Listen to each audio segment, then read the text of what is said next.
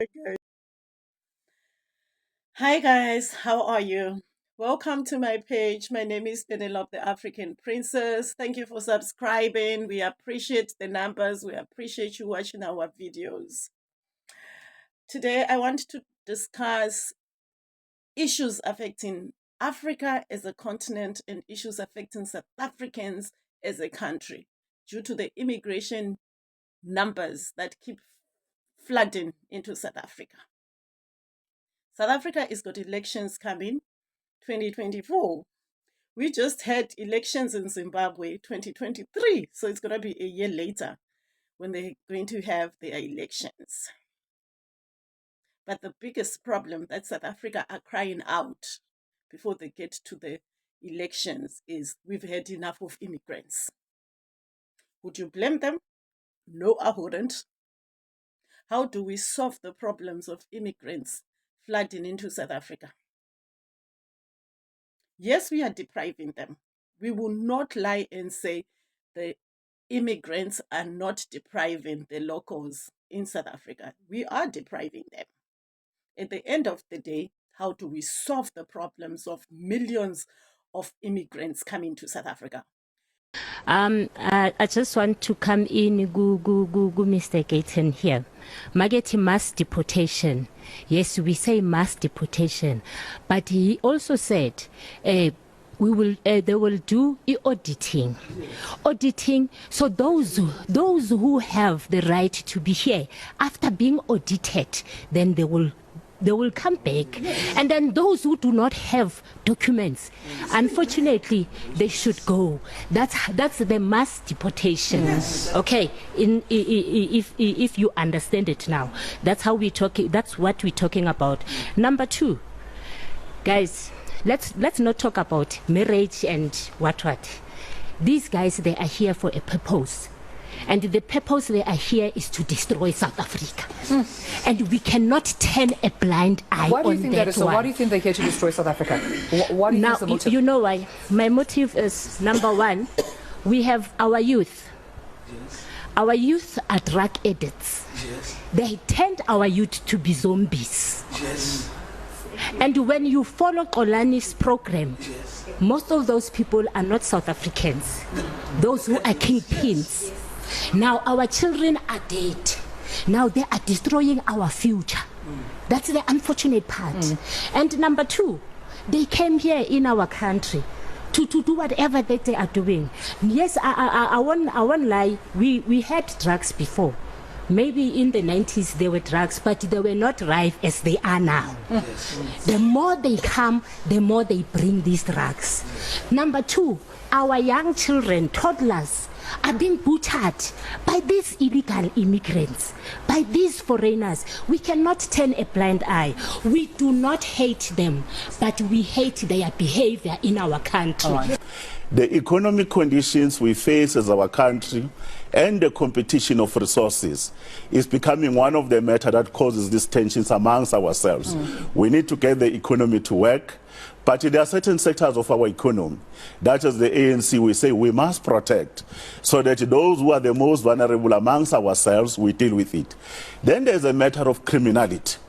Whether you are dealing with human smuggling, the illicit economy, whether you are dealing with issues of drugs, crime is crime. Our experience is that all nationality, irrespective of who they are involved in criminality. Yes, we are not here to beg. You can't say we're begging people to enforce. You are in power, enforce the laws of this country. We want Section 13(2) of Refugees Act. Go build refugee camps. The way you say, build refugee camps next to our borders. The purpose of that is to study these people. What kind of people are coming into our country? Some of them are mercenaries. Then they are stronger than our police. You understand what we say? We also demand an Section 19(2) citizenship audit. You audit all these people, whether they do have permanent resident status in South Africa. We want it as early as 1994. Let them go. They will come one by one. Then we will call them if we want them. You understand what we say? Do you know what? You don't show a political will. How many cases we reporting to Home Affairs? Because your officials, they don't want to go there because the officials say, no, if I attend this case, I'm going to bend my fingers because it's going to trace back to me because I'm the one who created these papers for these people. All right, Patrick, we have to leave. Let me speak practical. There's a place called River Park in Alex. It's Zimbabwe Avenue. All the hijackings, all the killings that happen on London Road are Zimbabweans. Yes. And I'm not going to be apologetic about this thing. Amen. We've got an industrial area next to Alex by Marlborough. It's all Mozambicans there. Yes. We've got an industrial area on the other side in Limbro Park. We've got Malawians there. Now we are saying to one another that the youth unemployment ANC is making things better for us. There's no betterness in this thing. Yes. In fact, our own Home Affairs, our own SAPS officials are getting bribes from some of these ones. Mr. Caton McKenzie put it straight. We shouldn't be apologetic about this thing. Yes. These people must move away from our places. Yes. Alex was supposed to have 75,000 people in it. We are sitting at 1.4 million. That's why you find electricity breaking. That's why you get water everywhere. That's why our clinics are full. Each and every corner where you go to, these illegal immigrants are making something wrong. And with the Ethiopians, let me give you an example. There's a video that used to trend, I think about 2 years back, when Ethiopian decided to be a boss in Alex and lay his hand on a cop. Go to Ethiopia and do that thing now and see what will happen. I think here. So there is the argument, fellow Africans. Do you think South Africans' argument is valid? I personally feel it's so unfair on South Africans. This is the time as the African continent we should bring change to the African continent. Because if SADC does not do anything about Zimbabwe, Zimbabweans will think whatever they are doing, the lootings that is happening in Zimbabwe, where we have millions and millions of Zimbabweans being affected, it's going to affect South Africans. We have Mozambican people running away from Mozambique.